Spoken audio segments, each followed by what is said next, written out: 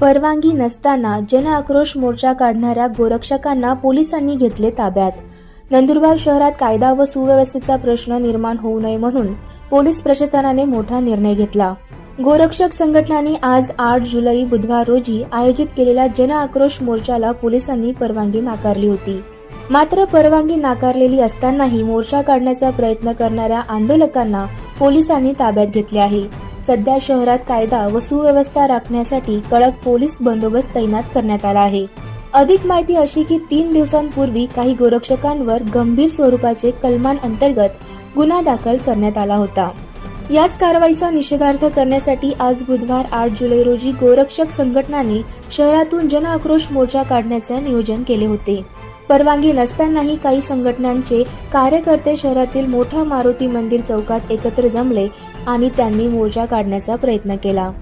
पोलिसांनी सुरुवातीला आंदोलकांना समज दिली आणि मोर्चा रोखण्याचा प्रयत्न केला. मात्र आंदोलकांनी पोलिसांचे न ऐकल्याने अखेर पोलिसांनी त्यांना ताब्यात घेऊन पोलीस ठाण्यात हलवले. या संपूर्ण प्रकरणावर नंदुरबारच्या पोलीस अधीक्षक अश्विनी सानप यांनी कडक भूमिका घेतली आहे. त्या म्हणाल्या की कोणालाही कायदा हातात घेऊ दिला जाणार नाही. लोकशाही मार्गाने निवेदन देण्यास परवानगी आहे, मात्र परवानगीशिवाय मोर्चा काढता येणार नाही. शहरातील संवेदनशील भागात खबरदारीचा उपाय म्हणून अतिरिक्त पोलीस फौजफाटा तैनात करण्यात आला आहे. पोलीस अधीक्षक अश्विनी सानप यांनी नागरिकांना आवाहन केले आहे की कोणीही अफवांवर विश्वास ठेवू नये, तसेच शहरात शांतता राखण्यासाठी सहकार्य करावे. क्राईम एफआयआर साठी फिरोज खान यांचा रिपोर्ट, नंदुरबार. आम्ही सगळेच्या सगळे आम्हाला ज्यांनी अटक केलेले, आम्ही आता याच्या पुढे जिथं आम्हाला ते ठेवतील आम्ही जामीन घेणार नाही. व आतापासून अन्न व जल हे दोघांच्या दोघं आम्ही त्याग करीत आहोत. आता याच्या पुढे आम्हाला जलही घ्यायचं नाही, म्हणजे पाणी प्यायचं नाही व अन्नही घ्यायचं नाही. या शासनाचा प्रशासनाचा धिक्कार करत आम्हाला निषेध नोंदवायचा आहे व ते नोंदवत असताना आमचा प्राणही गेला तर आम्ही मागे हटणार नाही. आता एकदा ठरलं ते ठरलं आहे. हे नंदुरबारला कलंक नाव लावणारे नालायक पोलीस विभागाचा निषेध करत करत कत्तलखाने चालतात, मोर्चा चालत नाही.